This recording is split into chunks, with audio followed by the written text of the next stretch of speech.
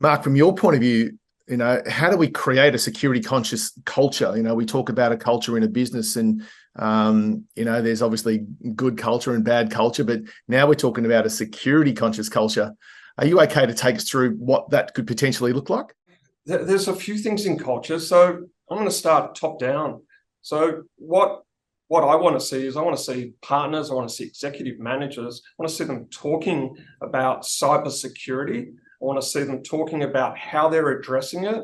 When doing that with your teams and actually bringing that to life, maybe not every day, but certainly every week, bi-weekly, make it part of your actual conversation. And that's partner through to graduate, through to your offshore teams. Make sure everyone knows that your cybersecurity active in your behavior.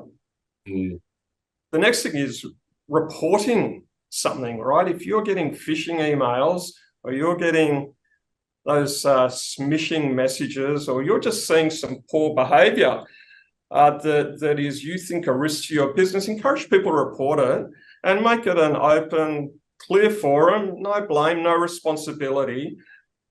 Those things have really got to be reported for someone to do something about it, particularly in terms of IT. The other area I think that's really important is policies and procedures. And again, Jamie touched on that.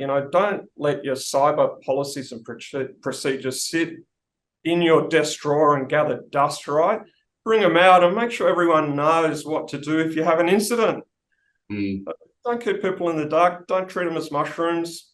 It's a good point, Mark. And, when firms are using the FishNet platform to educate their team members, a lot of them don't take that next step and actually get your team to execute an IT and internet usage policy.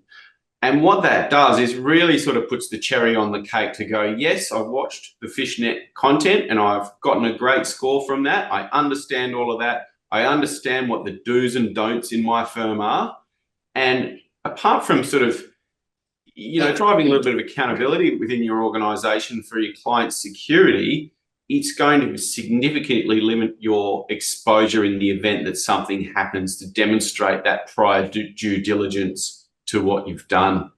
And that's a lot of firms miss that one. We talk about compliance, but you've got to bring it down a level and, what is compliance and what does that actually mean? And, most of this conversation and what cybersecurity is about is the human aspect of cybersecurity, educating team members with a platform like FishNet, and making sure that they are willing to commit to understanding what they've learned in that training and be responsible for the usage of their company and client platforms. So the last thing I was going to mention is knowledge is power, isn't it, right? So if you can't recognize a cyber threat, how are you going to avoid a cyber threat? So knowledge is power. People need training. Everyone needs training. And just quietly, can I mention, in terms of all the people that we have in our customer base that don't do the training, tends to be at the executive level, right? Because they're going, no, it's not me. I don't need it. Everyone else needs it. Well, you know what? This Christmas, I'm going to recommend that everyone does some training and just stay cyber safe. Again, another nice little segue. Not that we planned it like this, but a nice little segue as we bring in James Hay from CT Group. James, obviously, switching gears a little bit into, let's say, the tech environment, and we've been just talking about, as you've been listening to nice and quietly while I'm being unwell, but still just getting into this environment with the team members, and we're talking about policies and procedures and all these key areas that I think people have got. To be fair, I think when I was running my business, you'd have everyone sign your policies and your IT frameworks and so on with their employment agreement, and it tends to go in the drawer and gets forgotten about, doesn't it? Yes, indeed it is. And I think listening to Jamie and Mark, it sort of leads into,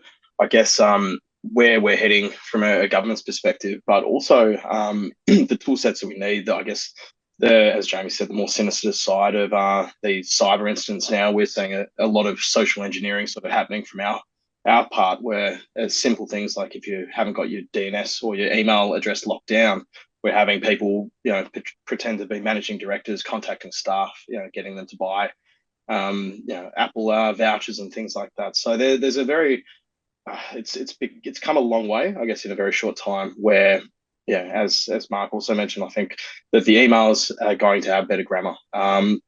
So even listening to both Jamie and Mark around this, from what we see in terms of a support perspective, but also what we need to deploy to all of our clients, it's imperative that the tool sets that Jamie provide, the trainings that Mark's provides are a huge importance. And then third to that is the documentation piece. And not just from any compliance part, but from a cyber insurance perspective as well, where monthly we would be filling out, God knows how many, multiple insurance forms for our clients to say that these levels have been met. And it's everything from a business continuity planning is in place. You've got your incident response plans, you've got security planning, and that then leads to what the Australian Securities Directorate and the ACSC has put in a framework around. And again, the tool sets need to sort of be deployed. The training needs to be in place, but then to sort of reach new maturity levels, that comes down to the documentation.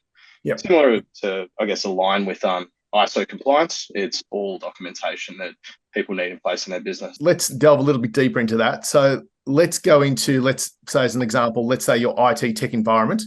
And from an IT environment and a client requirement, I think that's the great thing here for all the firms that are on board, not just to look at their own business, but then also start chatting to their clients about this. Not that they need to be expert subject matters like you guys are, but the awareness of it. And if they're doing it in their own business, well, then they can talk to their clients about this. So are you okay to explain a little bit about the IT environment and then the client requirements? I think it's important to note that if you do or are using an IT provider, to make sure that there's always an open and transparent communication around wants and needs, but also requirements from a business perspective. We do a lot of work with obviously the legal firms, but also accounting firms, and some of the firms that are going for either government tenders or insurance tenders, it could be finance tenders, have a different requirement to your local firm. And that requirement's just based around what level or maturity levels the firms want, the tender they're going for are going to need to see in that tender documentation. I think from the IT landscape or environment, it's always important to understand your security posture, where you currently are, but also what's on the horizon. If you're not having a chat about the next 6 to 12 months and longer, obviously, if you start talking 24 months, that'll change every 6 months at the rate that we're moving. But I think having that open communication and understanding roadmaps, doesn't need to be a monthly conversation, but you need to have a provider that's able to tell you what's in market, being able to recommend products like Practice Protect for security measures, being able to talk you through what that training looks like from Mark's perspective, but also then help you through how to get there, because it might not be something you deploy all in 4 weeks. It's a huge change management to start putting in certain, changes the larger the firm is. But it's important road mapping that in over a period of time and understanding that you're hitting those milestones as you're, completing those roadmaps. Now, you mentioned security posture, which personally I haven't heard before. So are you okay to just expand a little bit on that and talk about how it could affect the business that people are online with right now? Yeah, look, your security posture is what you've got deployed. It's the level of security. If you think about hacking, and I had this explained to me because I'm definitely not the smartest one in my firm. So the way it was explained to me is hacking is, if you think about, you've got a door and someone's trying to get in, they're trying to break it down. You add a lock, you start adding additional layers to it. You're essentially trying to remain in the leading edge and not the bleeding edge. So you're constantly trying to reinforce that door so that as long as they don't kick hard enough and find a crack, they're not going to find a way in. So in terms of the security posture, it's constantly having those conversations as to, okay, have we deployed the right say endpoint detect and response, which is a tool that's able to deploy antivirus to any machine logging into an environment. Have we got the right antivirus in there, or the right solutions? So understanding that from a security posture perspective, but also making sure that things like what Mark's training will do is it'll tell you which staff aren't actually completing it. So you're able to find from that perspective, where do we need to focus on? And is it the senior management team that aren't completing these little know-hows on how to avoid a phishing or what to look out for? So I think from an overall security posture, your IT partner and the partner vendors that you work with should be able to really tell you what needs to be focused on. I'm sure Jamie's got tools that will tell you who's either not logging in certain ways or they're using things in a certain way. So there's information overload, but there's also, if you've partnered with the right people, a way to, I guess, mitigate that and understand your security levels and where you need to be.